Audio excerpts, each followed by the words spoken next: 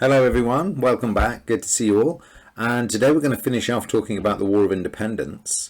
And as you can see there, talk about some of the sad way in which the War of Independence falls increasingly into this sort of dreadful pattern of reprisal and counter-reprisal.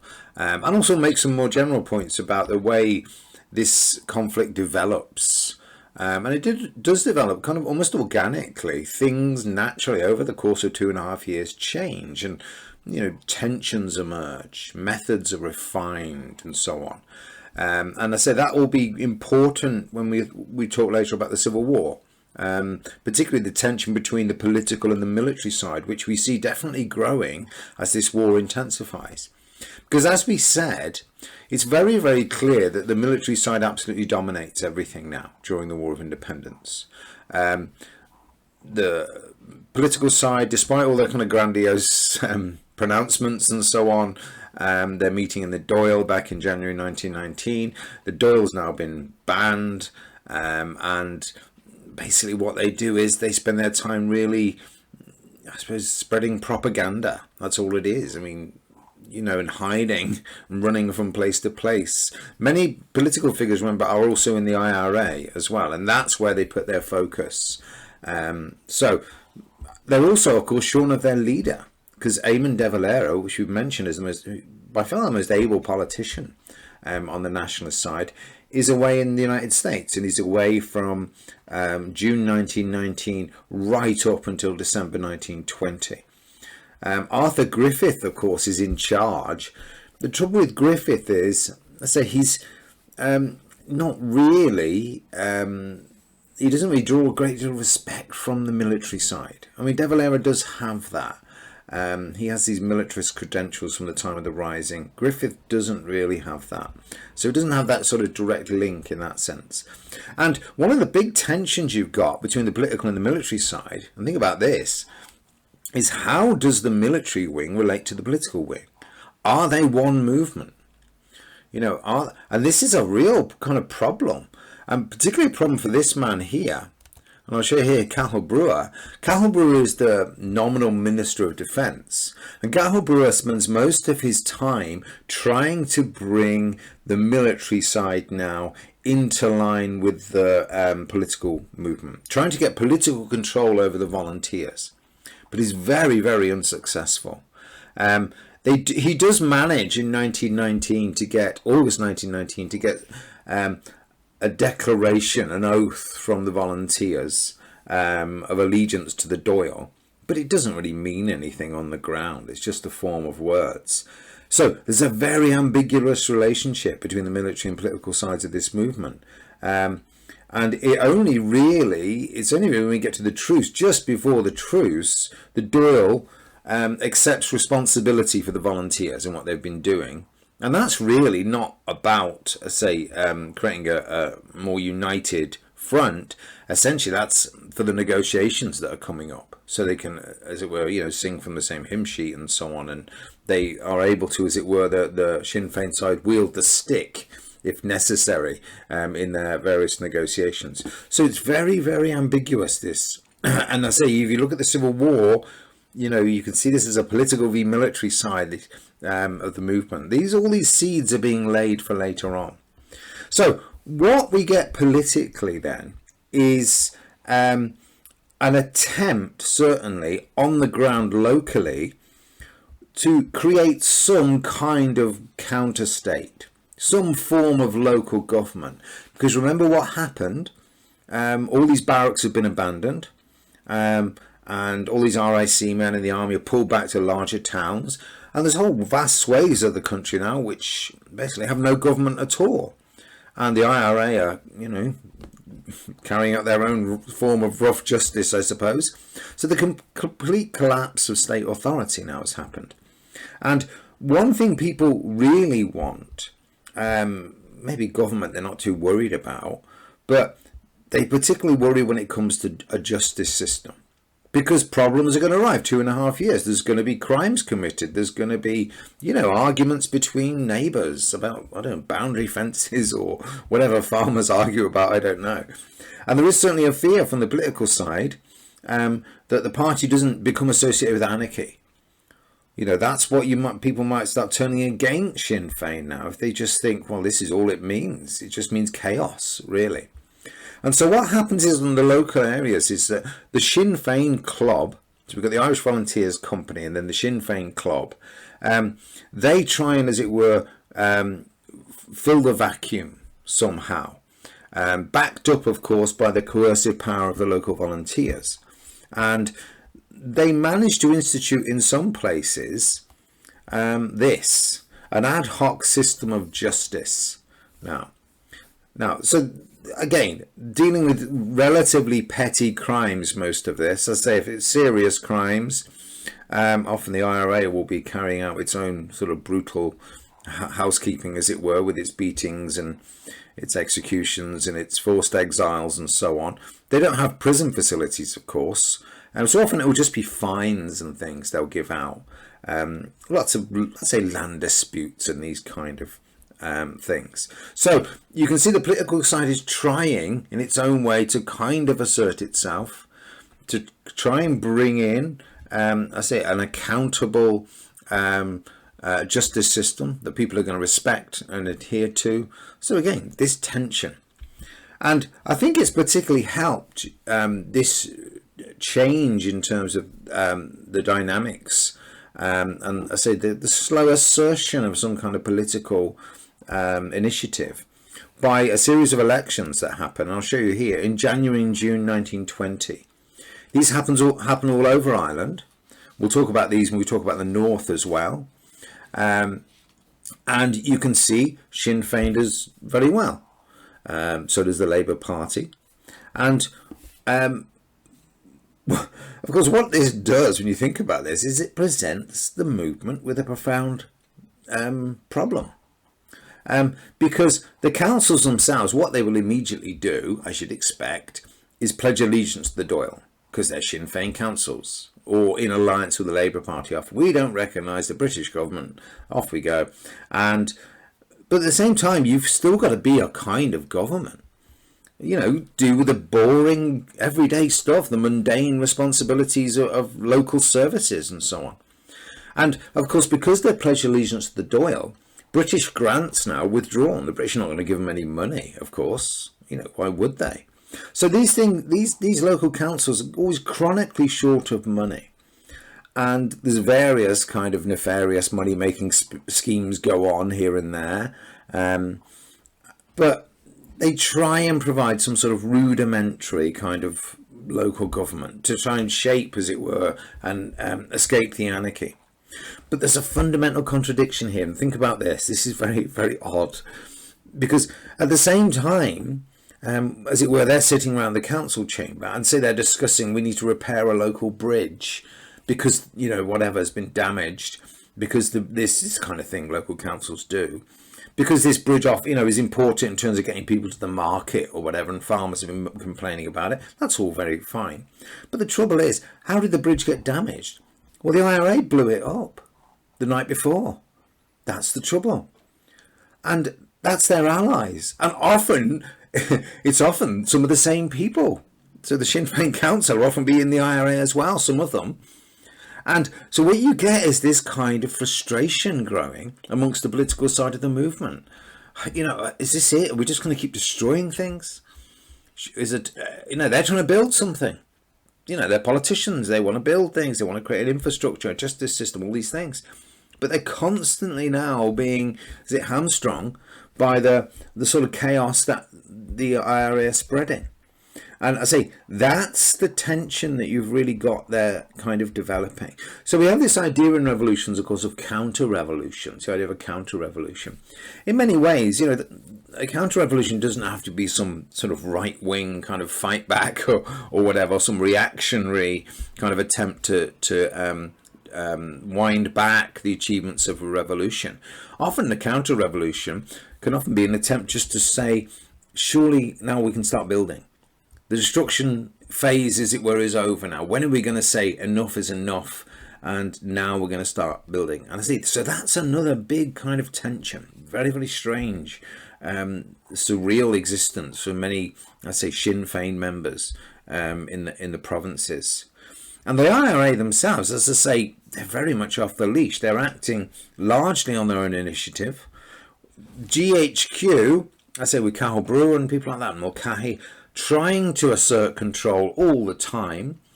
And often what they'll do is they'll send out organisers and officers and so on. So they'll send some guy from Dublin with messages, as it were, for the IRA in Kerry or something like that. Doesn't make any real impact, because local loyalties are what matters.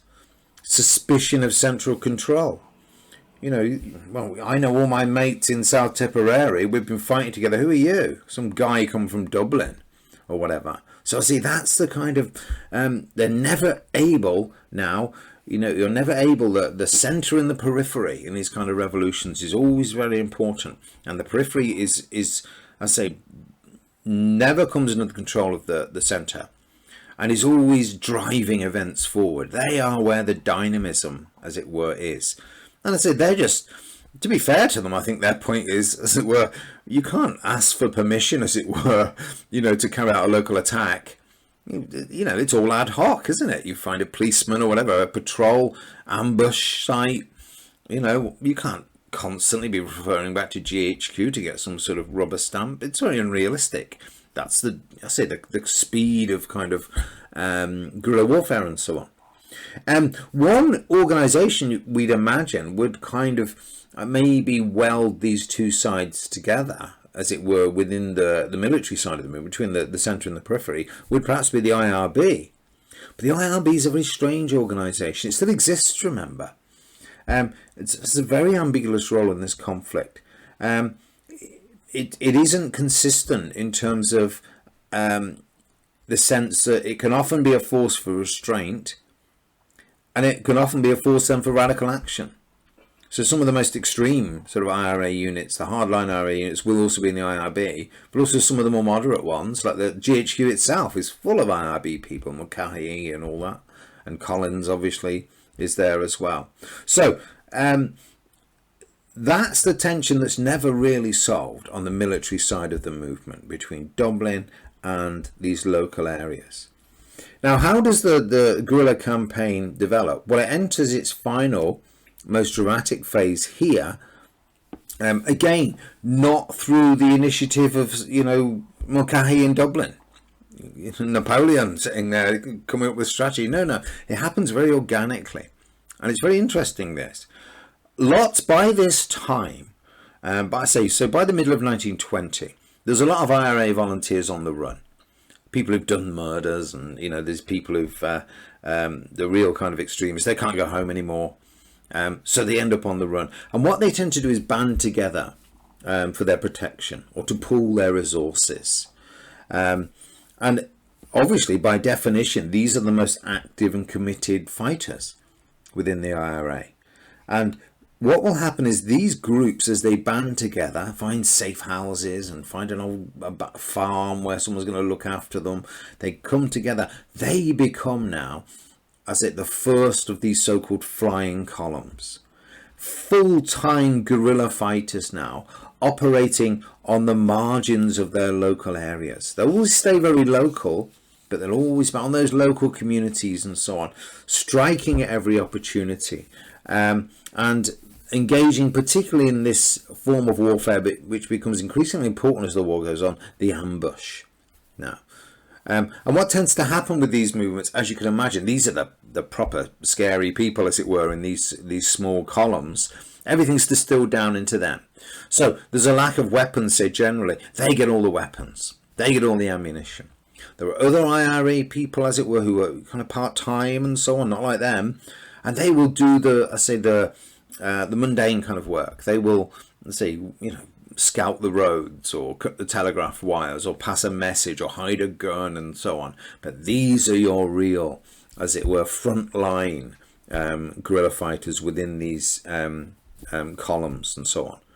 And let's say what they will do, particularly with the ambush, the idea now is to focus their attacks on army supply columns.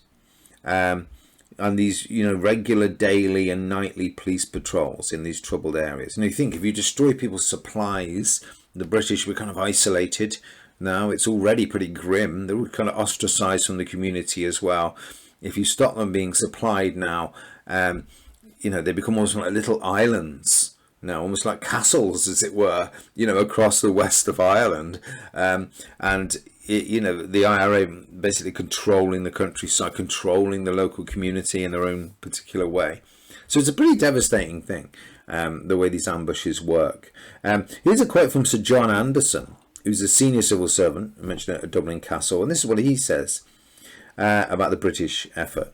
"We have been fighting on a hopelessly extended front. Hitherto we have presented a front of almost infinite extension, with our local post offices, income tax offices, and individual members of every branch of the civil administration scattered all over the country and easy prey to the enemy, who has taken a toll on them at will." So they can just... you cannot defend all these places, and let's say the typical kind of guerrilla campaign, there is no front line. Now what happens is, so these organically develop, these columns, and the success of them means that Richard Mulcahy and GHQ will then send out orders to local areas, ordering them to form their own columns. These are often called active service units. If you ever hear that phrase, it's the same, basically. The reality is that, I say, in the most radical areas, this has already happened. This has already been formed. Again, this idea of Dublin, as it were, following events now on the ground. And it's the provinces that are actually leading things. So I say these are your most committed people now, the elite of the volunteer movement. And it's kind of risky in a way when you think about for the IRA, in the sense that, I mean, if these columns ever get captured and surrounded, and the numbers of these, it ranges from, say, 30, could go up to 100. Often you'll co-opt a few more people and bring them in if there's a big ambush planned. But it's that kind of range. If you get all these people now and capture them, surround them or whatever, then you'd have to say the IRA is basically done in that area. So you're putting a lot of eggs in one basket, I think, if you're in terms of what the IRA are doing. Now, just to mention, I just thought I'd mention something about the IRA and its sort of makeup. And here is some members of the Cork IRA, just to give you an idea of, I suppose, the social character of these people. Obviously, it's an overwhelmingly Catholic organisation, as you'd expect. One or two notable high-profile exceptions to this in terms of being Protestants, but overwhelmingly it's Catholic young men. And what tends to happen is it's very, very young, this organisation, as we've said.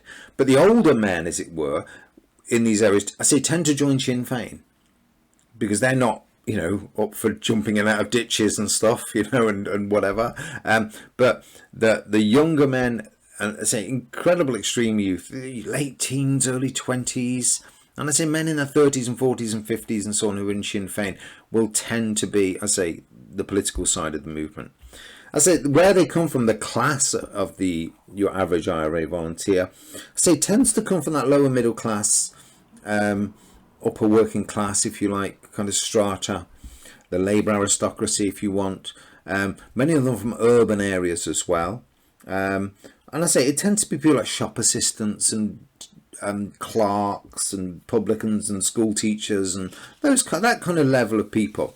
So the poorest members of the community never join the IRA. You just don't have any examples of the poorest people.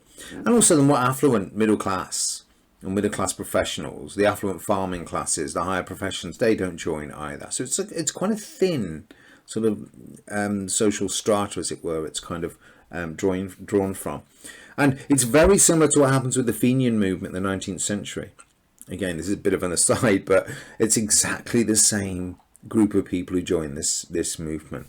Small town, lower middle class movement. That's, I suppose, a good way of putting it. Funnily enough, when you look at the provisional IRA and the IRA later on, very similar again, kind of background. They're from that, again, that upper working class kind of background too.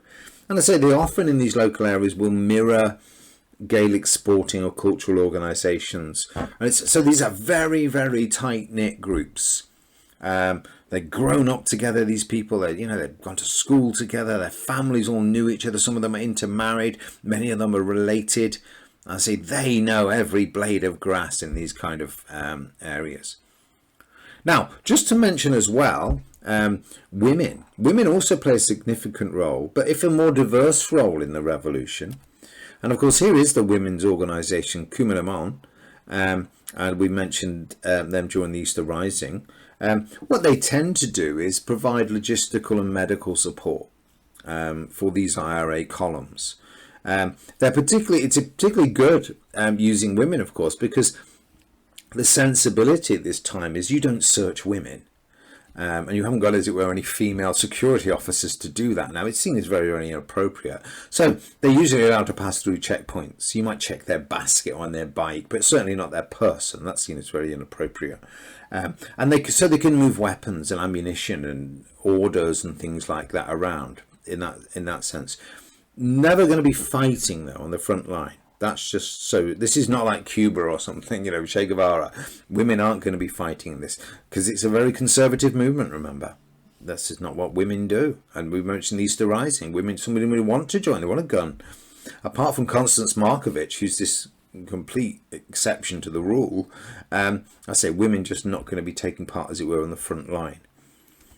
Show you here. So here's Combatants here, as you can see here. So this is the kind of thing they're doing, first aid and whatever.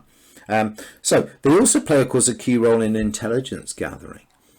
And we mentioned with Collins, Collins is able to bring on lots of typists and things who are working in the government administration, secretaries, postmistresses, carrying out all this kind of crucial activity, as it were, copying orders and things. They'll get an order through and copy it out to be sent off to a provincial army unit. They'll make another copy or put a carbon in, make a copy. That one's for Collins. This is how they work. So they do an incredibly important role in this revolution. And there are also, of course, women. Here's another very important role they play. They're the key link, of course, between imprisoned volunteers, as it were, and those outside. So as we said, after the Easter Rising, women play a very prominent role in terms of looking after the families of people who are imprisoned.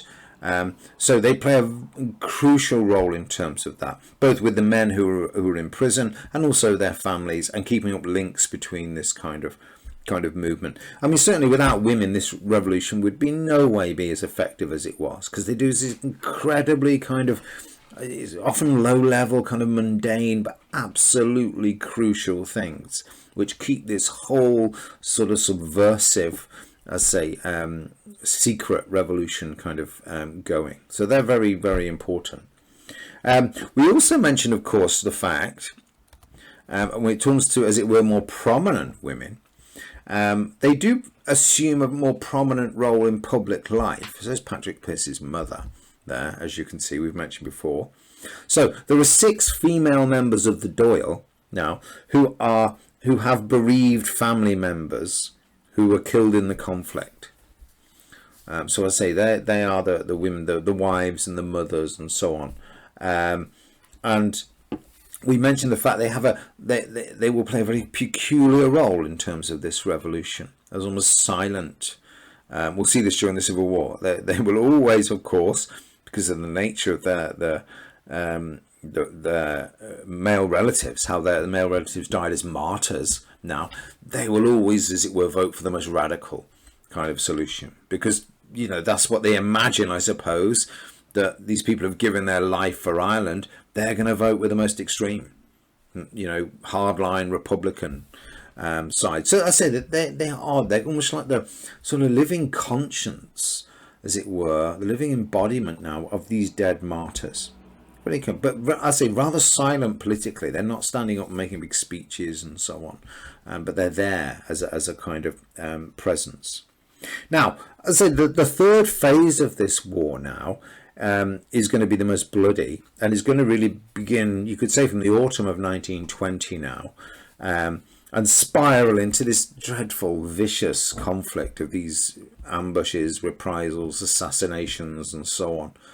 And I say what you'll get is the growing sophistication of the IRA, and the way the IRA are developing, means that the British government kind of match it now, and come up with their own, as it were, counter-terrorist force, if you like, in the creation now, to support the demoralised RIC. They create now their own auxiliary police force, And of course that is in the shape now of the notorious Black and Tans and the Auxiliaries. And this, I say, these adverts go out now to ex-veterans, war veterans now across Britain. And I say they create two distinct units. One of these is the Black and Tans, and who are named after, we think, their mismatched uniforms, because this is all very ad hoc, and they get as many supplies as they can, and there's different uniforms. And then also the Auxiliaries as well. And the Auxiliaries tend to be drawn from ex-army officers. So there's a kind of an elite, as it were, in the Auxiliaries, or meant to be an elite, and also the Black and Tans as well. Now, there aren't that many of these. Often you read these things and you imagine they're everywhere. It's 5,000 or something of these. You know, maybe not as many as you'd think. And I'll show you here. So here are the Black and Tans here on the left, and they're the Auxiliaries there. And I'll just give you, here's a quote from Sebastian Barry, which I always like. And he's talking about the Auxiliaries. And you see, many auxiliaries are decorated boys and saw sights worse than the dreariest nightmares, and they have come back altered forever, and in a way more marked by atrocity than honoured by medals. They are half nightmare themselves in their uniforms patched together from army and RIC stores.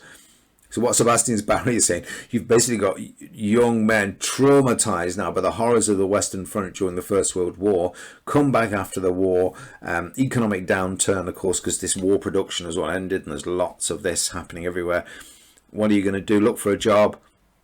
Oh, well, I'll go over to Ireland now, and you join it. So these damaged people are coming over with often maybe the same kind of assumptions and brutality that they've experienced now. They're going to play this out in Ireland. It's a terrible decision. Terrible decision. The same with the specials. Auxiliary police forces are always very, very scary things in conflicts and in history, kind of generally. Now, the British basically now are a counter-attack now with the Black and Tans. And the introduction of the Black and Tans now, I say, with the increasing elite nature of the IRA, means that the war becomes profoundly brutal and dirty, really, I say, from the autumn of 1920, running up to July 1921. Most of its worst atrocities happen in this, 8-month period. And you know, so that you get a comparative kind of escalation of violence. So the Black and Tans are more aggressive searches and so on now, because they're going to find these guys now. Let's find them, these families and so on. And I say they're now, you know, kicking indoors more often now, and you know, there's more torture now, as it were. Let's really find out where he is, and dragging, you know, the younger brother or something down to the station, give him a good kicking. Where's your big brother? And I say, so it gets awful, this, and then, you know, the reprisals go on and on. And again, I'll show you this tit for tat thing has started kind of early.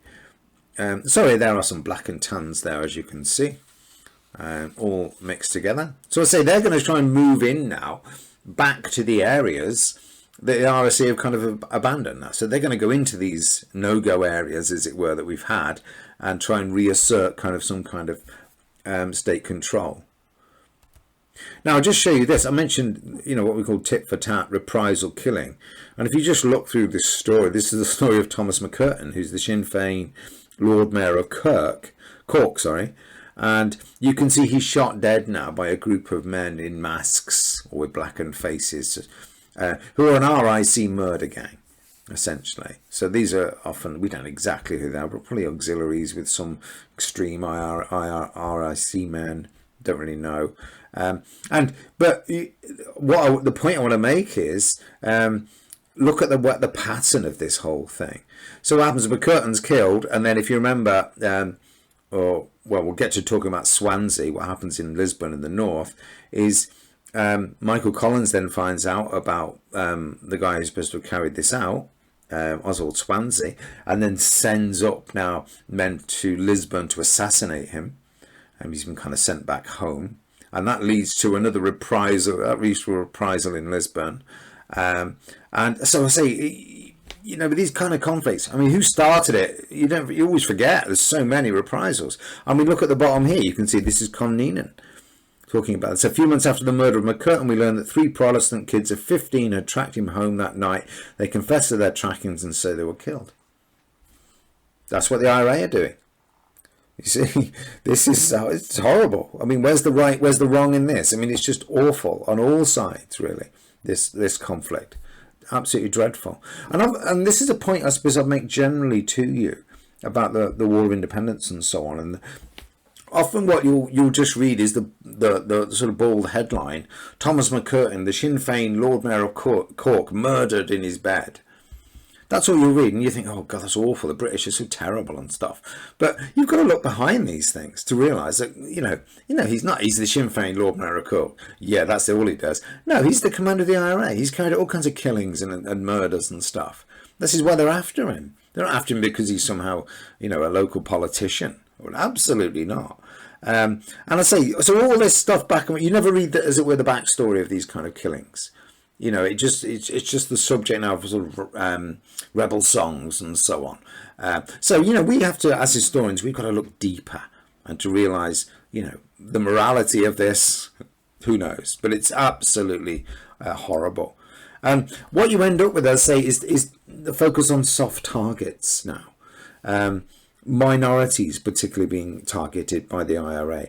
And this is one thing Peter Hart, of course, drew out in his sort of landmark study: sectarian attacks now on local Protestants. And you can imagine a lot of Protestants view with suspicion, unionists or whatever, and they're probably in league with the local security forces. You can see these 3 Protestant kids at the bottom would be targeted. And for example, Hart points out the high proportion of civilian victims of IRA violence are Protestant. So 36% of IRA victims in Cork are Protestants, even though they only make up 7% of the population. See that? So he's making a point that there is something darker kind of going on here. 80% of IRA arson attacks are on property owned by Protestants. This kind of thing. So it shows you there is a definite labelling, scapegoating now, as you'll get in the north, exactly the same thing, against minorities. Now, and the same with Northern Catholics will be targeted as well. Sadly, it's what happens in these kind of awful conflicts. I'm sure every conflict, Vietnam, probably the same. Yeah, I'm sure Afghanistan recently is the same thing. It's awful, these kind of conflicts. And certainly what you get in, and this is, I suppose, a general point to make, is you can see a decline now in the Protestant population. Now, and this the Protestant population declines by around a third. This is in the south, in only 15 years. So 250,000 in 1911 down to 165,000 in 1926. And that seems to be evidence of people certainly leaving in huge numbers. They're not, as many people might think, going to the north. You think they're escaping to the north. That absolutely isn't happening at all. They're leaving.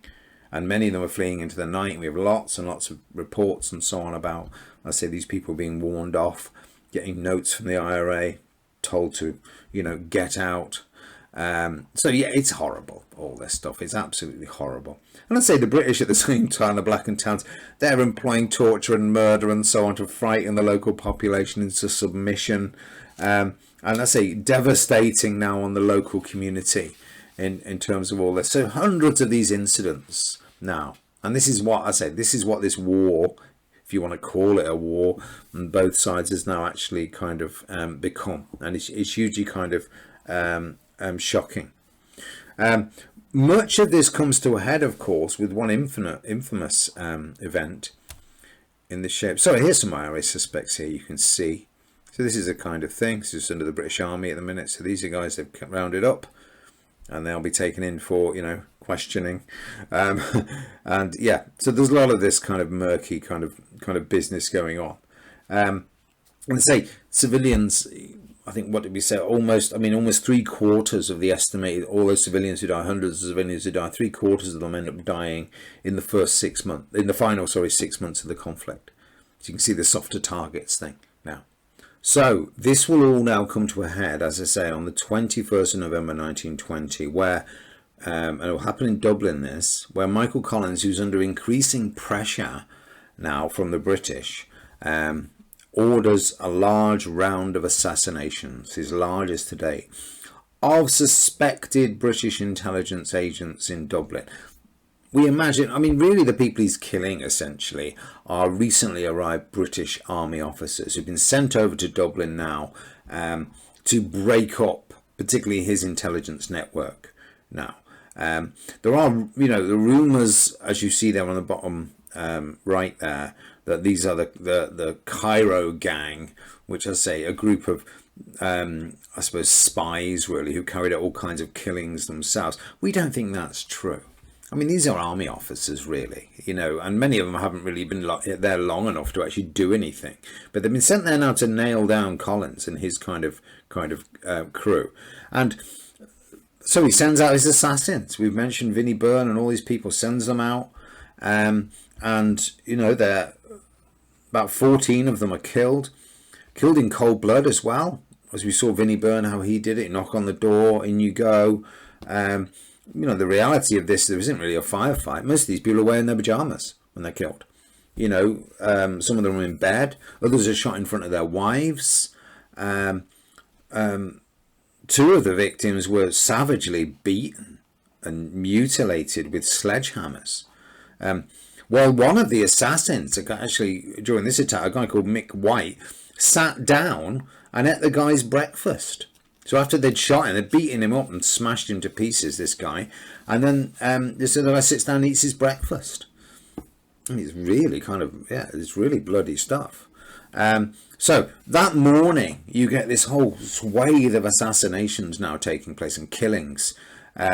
Immediately, there's panic, you can imagine, in the British establishment, British Castle, in Dublin Castle, sorry. So they put out a reward now of £10,000 for Collins. They're going to hunt him down now. This is when, for example, gates are attached now to the front of Downing Street in response to this, and get more security. It's rumoured that Lloyd George starts sleeping with a revolver under his bed in case the assassins are coming to get him. So a real sense of kind of panic now amongst the British establishment. Now, what we often hear about mostly, of course, is the British response to this, which occurs in the afternoon. It's a dreadful day, this. And occurs, of course, at Croke Park, which is Dublin's largest sports stadium, where a large crowd had gathered, about 5,000 or so, to watch a Gaelic football match now between Tipperary and Dublin. And as I say, Gaelic sports and so on tend to be as well a place of kind of protest too. You often get radical protests there. So, this link between Gaelic sporting events and I say political protest is very, very strong. So I think the point is that if you're going to look, as it were, for troublemakers or radicals or whatever gathered together, then that's where the British decide to go. They'll probably be in the crowd somewhere, who knows. Now, Collins himself says the game should be called off because it's an obvious site now for them to head. The British should call it off, but that's overruled now by the leadership of the GAA. What is very clear in the sense that the British are right in that many of these killers, they're not all Collins' squad. It's a big enterprise, this, and he had to bring people in from Cork and so on. He brought people from Tipperary and whatever, and many of them do come to Dublin under the guise of this, the cover of going to watch the game. So there's lots of people from Tipperary coming in, of course, to watch the Dublin v Tipperary game. And many of them are, absolutely coming in under the cover of that whole thing. Under martial law and so on in places like Tipperary, we're off to see the game, but you're actually going to take part in an assassination. So the British expect, and again, this really is not unreasonable, that some prominent Republicans are going to be attending the match, I say, as an excuse, as it were, maybe for the morning's assassinations. They make plans now to cordon off the area and then to go into the stadium then and search the fans for weapons. They later claim to find a large number of revolvers. Whether they did or not, it's very difficult to say. But, however, what happens is, and it's a very confused series of events, this, and here is the match here. You can see Tipperary and Dublin and so on. Before the cordon was completed, firing broke out and the crowd stampeded. In the end, 11 of the crowd, including one of the players, a man called Michael Hogan who plays for Tipperary, were actually killed, in the rush. Numerous others are injured as well in this kind of rush. And so it's very difficult to find out exactly what goes on. There's a big inquest after this, and I'll show you, here are some of the inquests. And we have lots of conflicting stories about exactly what happened on Bloody Sunday. Certainly, the British say that when they arrived at the stadium, there were IRA pickets outside, stopping people coming out, and they fired a shot at them. And I say, so they're trying to cordon everything off, and they fired a shot at them, and that really began things. There's no doubt, though, that Crown forces did end up firing wildly into the crowd. I don't think you can deny that, certainly. And the people who are at these games and so on are pretty vociferous. This isn't just a dad and his kid going to the local football match. This is a political point you're making by going to one of these games and so on. So let's say, again, it's dreadful, this. And furthermore, what happens is that evening, two prominent leaders of the IRA in Dublin, who'd been captured earlier in the day, as it were, rounding up people they know, IRA members and so on, along with Conor Clune, a man called Conor Clune, I'll show you here, these three here, who's the nephew of the Australian Archbishop of Perth, nonetheless. They are, after being rounded up, they are shot dead. After a sustained period of interrogation and torture, and they end up being shot dead now. And I say their bodies are basically dumped now. So absolutely dreadful. The authorities claimed, of course, which is the typical parlance of these kind of things, they were shot while trying to escape. Yeah, sure. Now, so despite the horror of such reprisals, for Collins believes that Bloody Sunday remained an absolute necessity. He had to do this, and he defended this thing for the rest of his life. The fight, it sparked in the afternoon. I'll say it's a ruthless act, this, by Collins. But there's little doubt it was meant to be much, much bigger. Originally, Collins has a list, would you believe this, of 50 names. 50 British Army officers or intelligence officers, whatever they were. That was reduced then to around 30 now. And in reality, what happens is it's actually kind of bungled this, because they only get 14 of them. Most of the attacks actually were failures. So here's what Todd Andrews says about these attacks. The fact is that the majority of IRA raids were abortive. The men sought were not in their digs, or in several cases the men looking for them bungled their jobs. So again, they didn't know, they weren't there or whatever, or they maybe went to the wrong house. So only about half of the actual original those targeted. If it had all gone right, God, 30 odd dead. I mean, can you imagine how big that in one morning? Absolutely shocking. But I think what it does demonstrate, because we know Collins is not the kind just, oh great, let's kill as many people as we can. He's not that kind of person. It's very clear the net's closing around Collins now.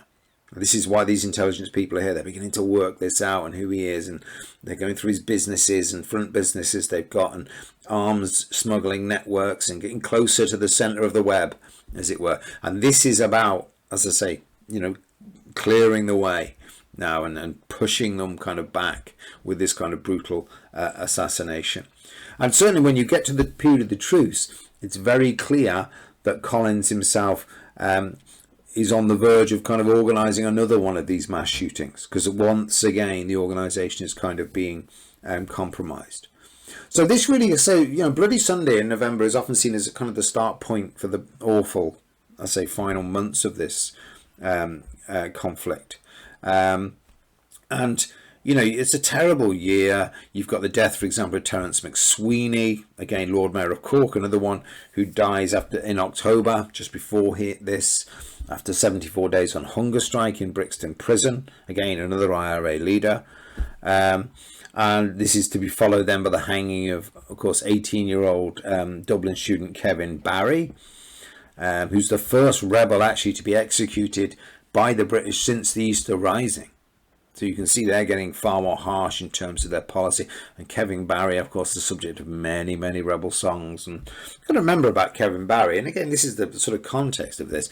This isn't just some young man plucked off the street to be killed arbitrarily, of course. You know, Kevin Barry is setting out to kill, you know, young men in the British Army and so on, the same age as him. You know, so again, we need to contextualize this whole kind of thing. 1 week later, of course, after Bloody Sunday, we get out in West Cork, we get Tom Barry and his flying column carrying out a devastating attack at Kilmichael, where an 18-strong auxiliary patrol was ambushed, set about and slaughtered, leaving only one survivor. And again, a lot of debate about this. This is one of the Peter Hart causes a huge tension when Peter Hart basically suggests that what really happened is, after a brief firefight, the auxiliaries surrendered, but then, pardon me, but then Tom Barry lined them up and shot them all anyway, had them all shot anyway. So it was a war crime, basically. There's enough war crimes here to go around. And of course, so that's going on. And then what happens in response to that is this. Now, the Black and Tans go and angry on the rampage now and go to burn down now large parts of Cork City in response. It's, you know, this is, where is this going now, this conflict? This is the point. This is just horrific now. Now, so I say, and the introducing term without trial and things like that, martial law is now extended a bit further into some other counties and so on. And one thing you do get, just to mention this, I think it's kind of interesting, that you do get the development now, particularly after Bloody Sunday, of what we might call the myth of Michael Collins now. And Collins is the man who's being hunted down. He just become a kind of mythical figure, the kind of figure often he's portrayed in films and so on. And, you know, you even get this, they can't find him anywhere. It's very, remember we mentioned Man Who Was Thursday, kind of rides around in plain view and his bike and stuff. They can't seem to catch him. Everyone's looking for him. They're well aware he's the mastermind now of this whole thing. Here's a wonderful quote from this is from an English soldier. Just newly arrives in January 1921. He writes this in his diary. He says, "We have 2 extremely fast cars with Rolls-Royce engines. We had a talk to the drivers this morning and were told they are kept in readiness to catch the elusive Michael Collins when news of his whereabouts comes to hand. He must be famous. £500 is being offered dead or alive for his capture. But all the Black and Tans and CID men from Scotland Yard can't get hold of him." It's a wonderful diary. So Collins is the focus. I love the idea of having 2 cars, like sort of fire engines, waiting, almost engines revving. He's over here, he's over there. So he becomes this kind of figure in the press. Where is he? The Scarlet Pimpernel kind of figure. Swindlehurst himself, 6 weeks later, this is what he's still complaining. He says, "Night after night we've been ordered out. Michael Collins has been located. He was imprisoned in such and such a house. The CID has him surrounded. All sorts of rumours. At the time of writing, he's still at large." And I say this spreads out now. One of my favourite little memories of this, to create the way the myth of Collins is being developed, is from a Dublin University student, and she writes in a diary. I say again in 1921, and she said she's just heard a rumour that Michael Collins was killed in battle while leading his men on a white charger. Isn't that wonderful? A lovely innocent kind of view, but there you go. So he's on a white horse and so on. And I say there is this thing about Collins. One researcher noted this, and I think this is very kind of interesting. Whenever you see images of Collins, he's always rushing around. You notice that he's always moving. It's very hard to get static pictures of Collins, and that adds to, I think, to a sense of mystique and dynamism and so on. He's not someone, of course, who likes to be photographed because of the covert life he kind of lives and so on. But I think the idea of movement and stuff is very important in terms of Collins. I'll show you a great example of this. If you've never seen this, this is fantastic. This is the image, of course, of the treaty being signed, the famous treaty being signed. And you'll notice what's happened here with Collins is, in these 3 photographs, is there's a photo going to be taken and he's looked up, and then next one to the right, then his head begins to go down. Now his head goes right down. as if he's studying the papers and so on. It's just because he reacts, as it were, automatically. He's did for so many years now, covertly. The minute there's a camera, his head goes down. He doesn't want people to have that picture of him, even in this kind of environment. Isn't that kind of amazing? Thought. And he certainly is. Collins is very upset when his pictures in the papers and stuff when he goes to the treaty negotiations. The secret's out now. We all know kind of who he is. There's an end of an era kind of for him, I suppose. So there's no doubt we get to a stage in this conflict now where British policy is now a policy of terror and reprisal. No way out of that. And I say these kind of awful wars take on their own dreadful kind of momentum. And I say the IRA are hitting back in their own dreadful kind of way. And it's just awful. Imagine being a civilian in the midst of this on both sides. It's just horrible. Now, the thing about this, and here's an important point, is that even though it's incredibly brutal and desperately unpopular, the British security crackdown is beginning to provide results. There's no doubt about that. They managed to reassert control over large parts of the country. A number of IRA columns are broken up. A number of key leaders are arrested. I think we mentioned Sean McKeon in Longford. He gets arrested, and that's it. Longford's finished then, because he's the big man. And it's evident what they're doing. Again, as we said, that with the idea of creating partition and so on, is trying to crush the rebellion as quickly as they can, so that negotiations, as I say, can begin from a position of strength now. So they know negotiations are coming, but let's try and really hammer them now, get them arrested, and then we'll be able to dictate terms to them in the end. Even so, I think it's very evident that the IRA themselves managed to hold out against this onslaught. And there's no way the IRA, we'll talk about this more when we talk about the truce and treaty and so on. There's no way you could say the IRA defeated. Absolutely not. Something of a stalemate kind of develops here. And all the time, of course, one thing that is happening is the British, as I say, are very uncomfortable back home with this kind of tactic. Liberal opinion in Britain is always very, very strong. And I've mentioned this before. If you look at the history of the British Empire, even though it's kind of, I know it's caricatured a lot, the reality of the British Empire is, compared to the Germans or the Portuguese or something, dreadful atrocities, they never really had the stomach for this. Because there's a very, very strong liberal tradition in Britain which says they don't want to see burning cities and hearing these stories about reprisals and so on. So you get, for example, reporters, particularly say J.L. Hammond in the Manchester Guardian, he's sending back all these detailed, eyewitness reports of atrocities and so on carried out by the British. So I say, and the Church of England, for example, come out and condemn this. They want a negotiated settlement in the end to everything. You have foreign governments as well, the French and more importantly, of course, the United States now. Even the King, George V, expresses his concerns as where the hell is this going, this kind of conflict. So it's a dreadful period. Everything's beginning to fall into the abyss now. And it's almost like peace and negotiations going to be inevitable.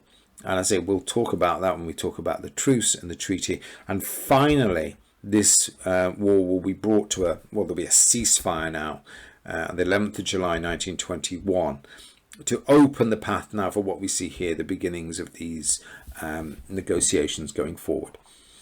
Okay, everyone. So take care, and I will see you all next time.